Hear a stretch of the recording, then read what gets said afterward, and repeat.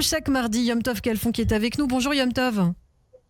Bonjour Ilana. Merci d'être avec nous Yom Tov. Alors, vous aviez justement un message à faire passer ce matin à la jeunesse juive française, puisqu'on en parlait avec Woody de ce qui se passe en France, l'antisémitisme qui explose et dans toutes les couches de la société. Vous souhaitiez parler justement de l'Alia. Est-ce que l'Alia est possible quand on est jeune ? Quelle est la meilleure période pour faire son Alia finalement ? Oui, vous savez, nous sommes le 25 juin, nous sommes en période de fin d'année, en période de fin d'année scolaire, en période d'épreuve du bac. Et oui, j'aimerais m'adresser aux jeunes qui justement se trouvent, je crois, dans une période où ils vont devoir prendre des décisions pour leur avenir.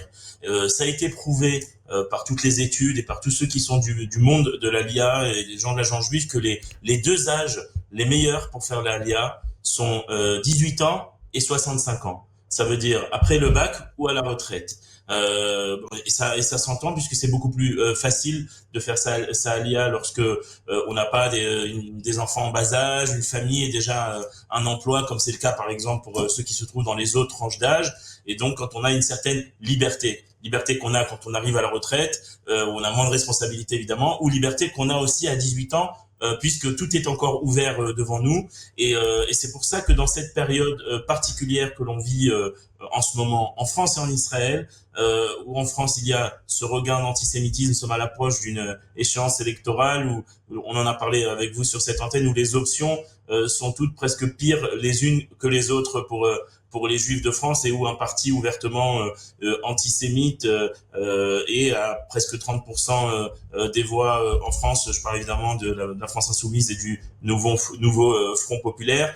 Et donc c'est pour ça que je pense qu'il faut se poser des questions sur des projets d'avenir. Moi, ça me ramène 20 ans en arrière. J'avais 18 ans, j'ai passé mon bac en France. Il y avait aussi une période sécuritaire difficile pour Israël à l'époque. C'était la seconde intifada. Il y avait des attentats, des bus qui explosaient. C'était aussi pas facile de venir en Israël au niveau sécuritaire. Mais en France aussi, il y avait déjà à l'époque, beaucoup moins qu'aujourd'hui, mais il y avait déjà à l'époque un climat délétère, une époque de désinformation, une époque aussi d'insécurité pour les Juifs de France. Et je pense que j'aimerais appeler les jeunes à se poser les bonnes questions. Où est-ce qu'ils arrivent à se projeter en France dans les 10, 15, 20, 30 prochaines années, alors que déjà aujourd'hui, en 2024, la situation est tellement difficile.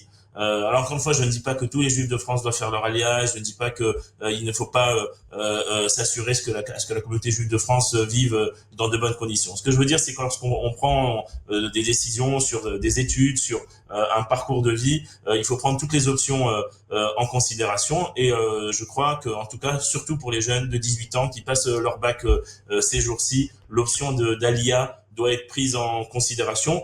Et j'ai envie de dire, ça sera aussi, vaut mieux faire le choix. C'est un choix difficile, je le reconnais maintenant, que dans quelques années où ils seront, encore une fois, déjà engagés dans une vie professionnelle, dans une vie familiale qui leur rendra plus difficile ce choix et ce projet d'Alia. Donc voilà, c'est ce message pour ce matin à tous nos jeunes, évidemment leur souhaitant une grande réussite pour leur bac, de penser à l'option Alia dans leur projet d'avenir. Eh bien écoutez, on verra si ce message sera entendu. Merci beaucoup en tout cas Yom Tov d'avoir réagi ce matin sur Radio J. On vous retrouve avec grand plaisir chaque semaine sur cette antenne. Merci.